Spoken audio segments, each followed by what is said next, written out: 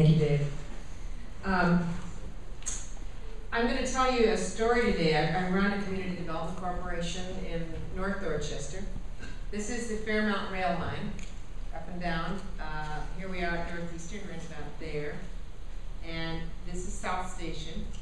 This is a corridor that used to have 13 stations back in 1950. And now, let's see, how do I advance this? Oh, just a little bit. Now it looks like this. Look at all the dots and see where they are. Look at all the doctors in Brookline on the green line. Look at the red line. Look at the orange line. The purple line is the Fairmount line. That's a commuter rail. What neighborhoods does it go through, folks? Dorchester,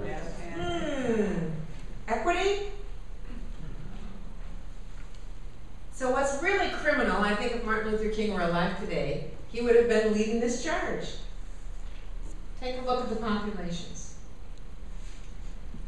The people who live in the Fairmount corridor use transit 4 times more than everybody else. Half of them don't have cars. There's 90,000 that live within walking distance of this rail line. They average $31,000 per family, which is $17,000 less than the state average. And in 08 and 09, up to 70% of all of Boston's foreclosures were along this rail line. And it also now runs through the mayor's, quote, circle of promise. Guess what that is? All the non-performing schools they want to try to turn around. Okay? You know, we used to call it Roxbury, Dorchester, Mattapan, the poor neighborhoods, the communities of color. And what's our vision? You talk about big picture, 10 years, 20 years, 50 years from now. And I'm glad to see a lot of my own age mates in the audience. Hi, Luke, I know you're younger than me. Not much. But I'm now thinking decades, not in years, right? Because a lot of things do take 10 years.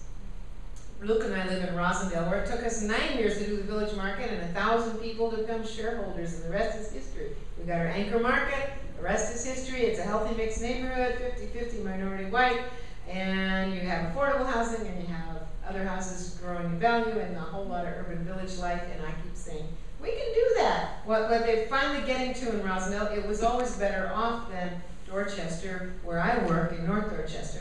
But I do think that's kind of what we all yearn for, isn't it? Whether you live in Concord or Lexington, or if you live in Rosendale or Dorchester, don't we all want cozy little urban village where you can go to the farmer's market, see your friends, take you too long to go to the market because you keep seeing people you know. Nice little shops, you can walk to cafes, there's a little cultural stuff going on there. Your kids are safe, you got your crime watches, you have block parties. Doesn't that feel really good? I just went to Florida last week with my husband on a little conference. Get me out of there. Suburban squall. Ooh. Sorry if I'm insulting some of you Floridians.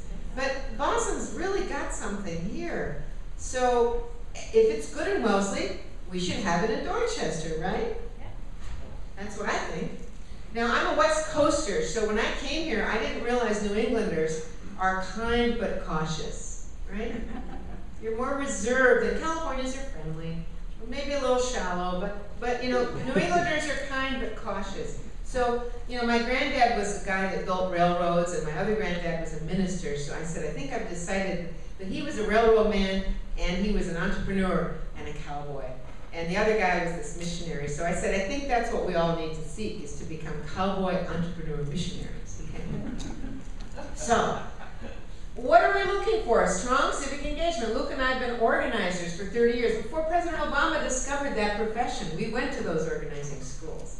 And what's that all about? Building enough power in your block, in your street, in your neighborhood, in the larger community, that you have organized people and organized money, you have enough power to do what you need to do, right? So you have impacts on your quality of life. Transit equity, what's that?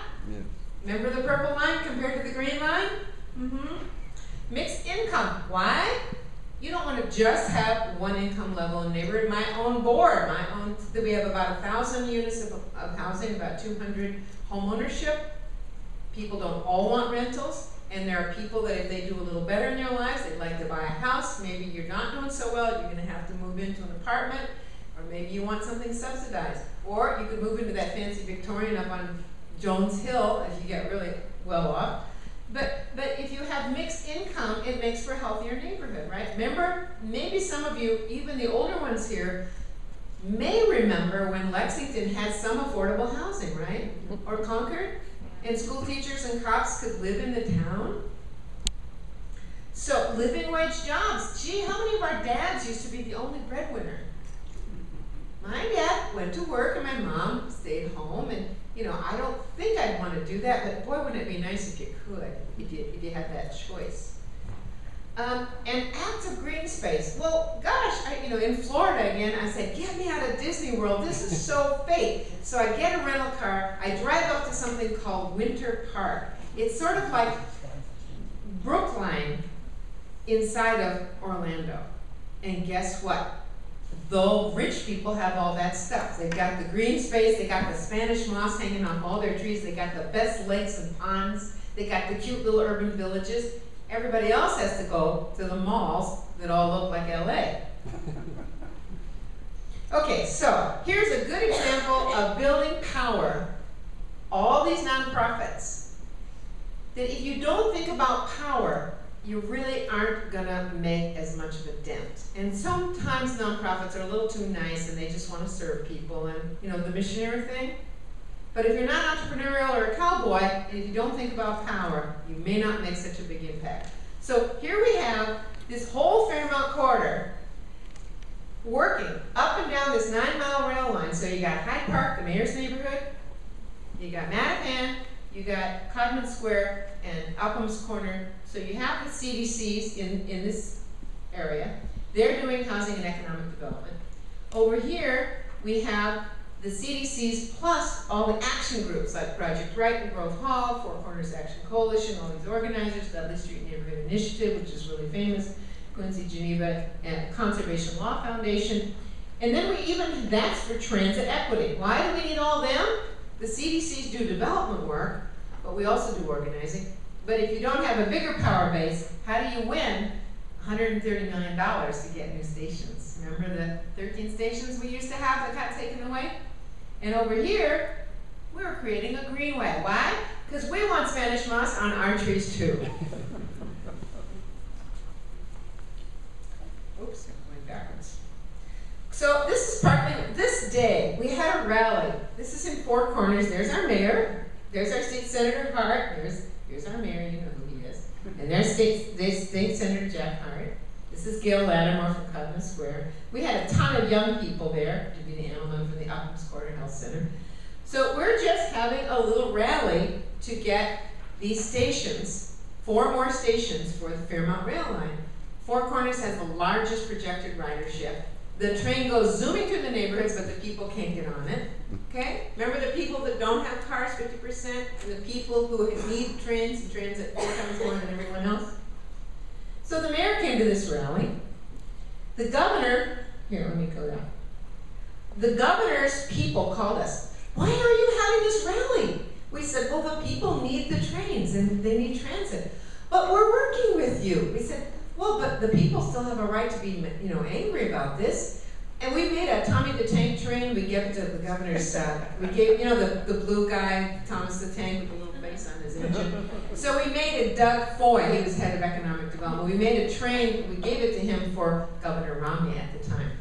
Because Governor Romney, in spite of his other challenges, he thought about transit-oriented development, which you Northeasterners certainly have thought about, haven't you? I just got off, I parked in the garage. I could have taken the train, but I could have to go into town and come back out on the Orange Line. But here you are, right next to the transit station. You got your beautiful green stuff. Every time I come to Northeastern, there's more and more green stuff everywhere, right? You figured out how to have dense housing near transit, right? So you don't pollute the environment and you can get from here to there. So look what we've got now. We now have 4 new stops funded, $139 million from the state and the MBTA. And these new stops are coming in the middle. We still want a 5th station right about here at Columbia Road. There are, oops, sorry. We've got bridges rebuilt, $37 million, at Upham's Corner, Morton, and so on. And we really are going to fight for these two stations, especially Columbia Road, which is in the area where we just bought 2 factories, and we're going to build about another 200, we're going to rehab about 262 housing units. So take a look at what our little nonprofits, think about the numbers I just told you. How much money did we just talk about? Do I sound like Rachel Maddow? How much money? That was what, $167 million, right? Partly, and why did we get it? Power. Organized people and money, right? Organized people and money.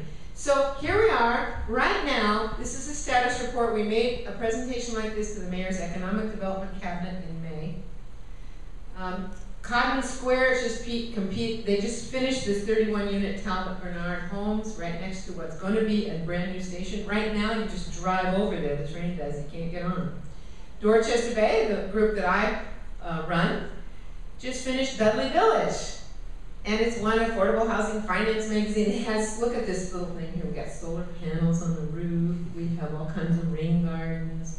This used to be, right where I'm pointing here, was a bar where we had 4 shootings.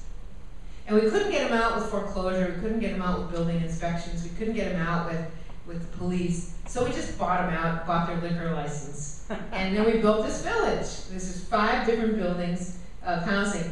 And only 30 of the 50 families have Section 8s. The others are affordable market rate rentals, okay? Now this is as nice as anything you see in Brookline, right? It's really good looking housing. It's beautiful inside. We have common green spaces. I'll get farther. Right now, in just the last 10 years, the 4 CDCs up and down this line have completed almost 500 units, okay? That's 500 families. And we have already bought, actually Dorchester Bay has bought a whole bunch more now. So this is our beautiful Dudley Village. Isn't that nice? That's the bar, right there. And people would be shot in the bar, or the bullets would go from the front of the bar, right from here, and over across the street, and hit our wall and go into the hallway right near our residents' apartments. And we even lost a staff person there. Now, if you were across the way, you're in this corner looking over here, and there's a lot of green space back there, and the crime rate has gone down in the neighborhood. Now, this was the day we cut the ribbon. There's the mayor. He's looking a little bit heavier than the first picture. That's all right, I tease him. He and I go back about 30 years. And there they are. See the common green space? This is kind of a not yet gorgeous, but very functional green space behind our housing. The seniors love it. You sit out there. We have the block parties, and we have the little petting zoo and the little ponies, and they have the bouncy moonwalk thing. And you know, the other seniors are sitting around, the Cape Verdeans are all playing whatever they play, dominoes and other games like that. You know, it's just like what you and I want. We want to come home after work and sit in the green space and watch our kids play while we either have a beer or have a cup of coffee or something, huh? This is what their community room, this is affordable housing, folks. This is our community room. We now have about 15 computers in there, and this is the little playground that Best Buy and Home Depot helped us build in one day. It's about a, I don't know, $300,000 playground with a little climbing wall there.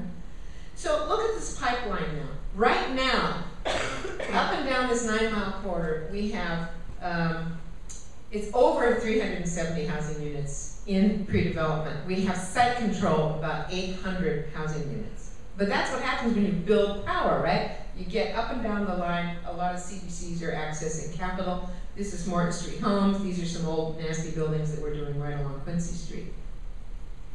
These are some of our fun foreclosure streets. This is in Dorchester. You may have heard of Henry Street with all like 18 foreclosed properties. Well, the mayor and the city fixed up about 4 of these on this side. Dorchester Bay has bought another 14. So we're literally buying out the street. And we're bringing in homeowners. So many of these buildings had been flipped by outside investors into condos, and then they got foreclosed, and you can't find the bank, and you can't find the loan servicer. So we just had, and also there's a gang that lives right, no, not here, to the left of this house at 18, and way up at the end, right up there, 137 Henry, is the other gang. And on July 4th, we had 4 people shot that day, as the gangs are shooting at each other. So we wound up having a block party last month, and the good people came out. And even after the mayor and all the police left, then even more people came out. We had the street closed down, the kids are riding their little, big wheels up and down the street. And this guy that lives about up here, we're talking, and I like to build ponds and waterfalls just for fun in my own yard and for other people. So we talked about building him a pond and a waterfall and have a whole neighborhood work day.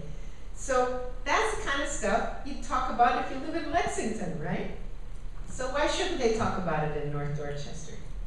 So in about a year, all these houses are going to be owner-occupied. Yes, we get money from the city and the state.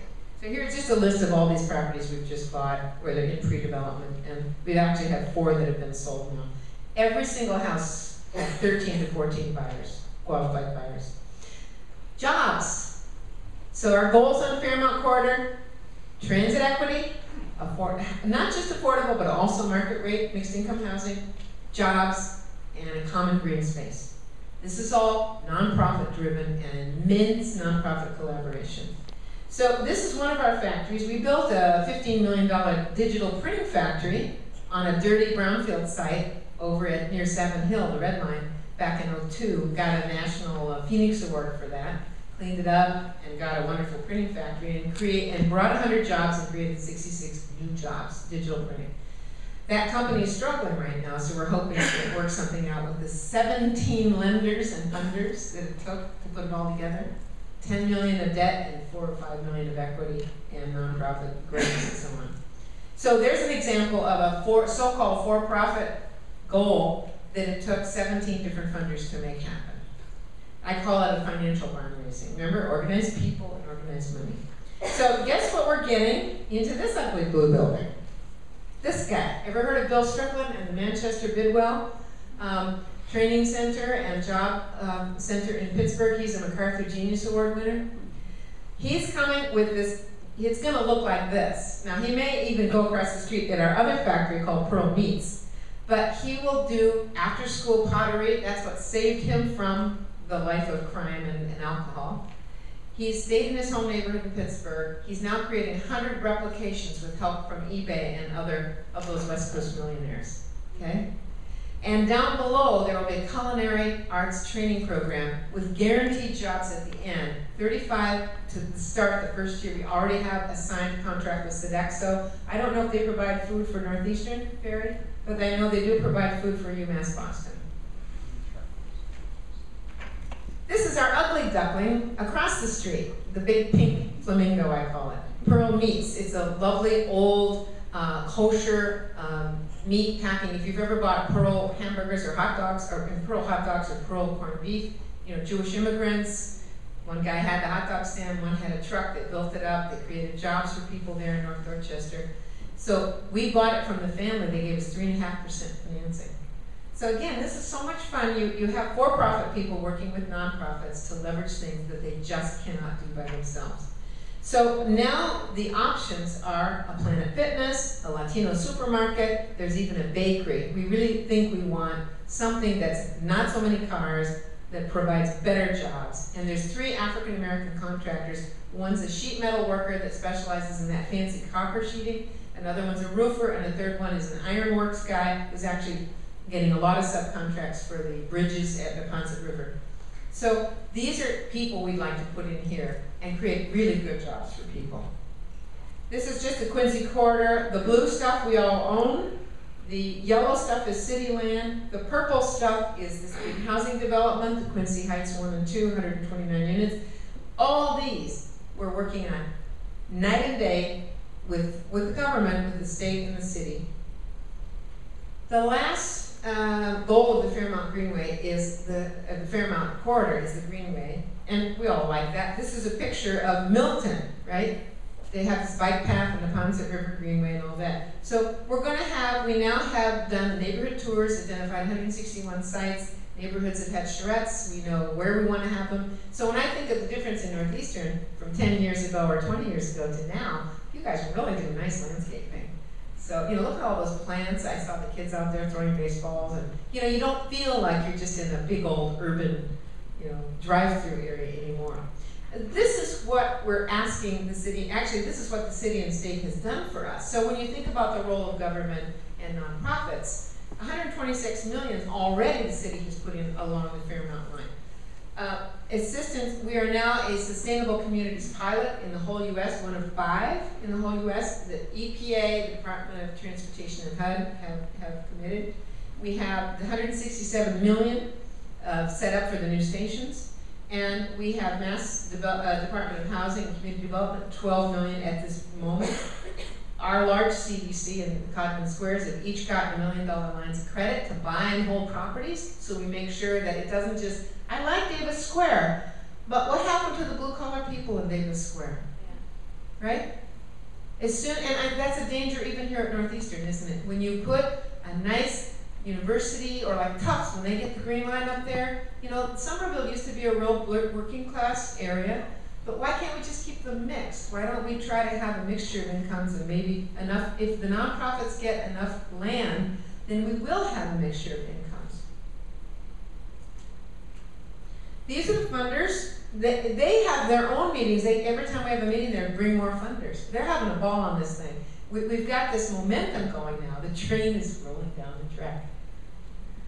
And so then the future, how do you work together? We're now asking the city for a Fairmount implementation team.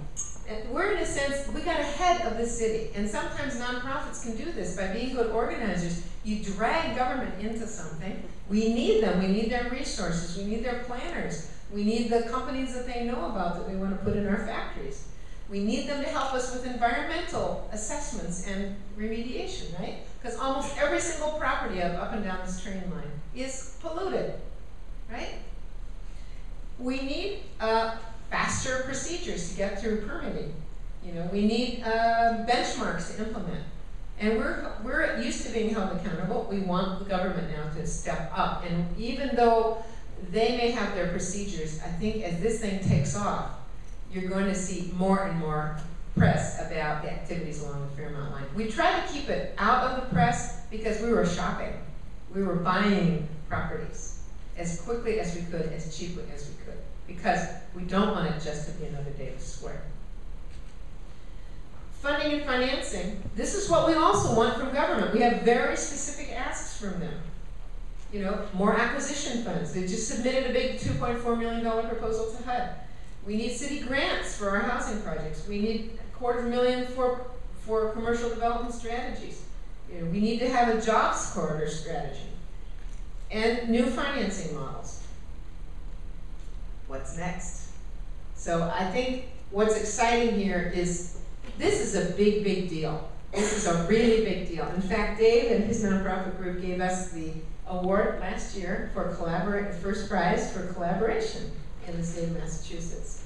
And I think you're going to see that by being good organizers and working collaboratively, just this morning Boston Foundation was in our neighborhood working in the Bowdoin, Geneva area, that we really all have to work together, and then we really can make new things happen on top of the good stuff that's already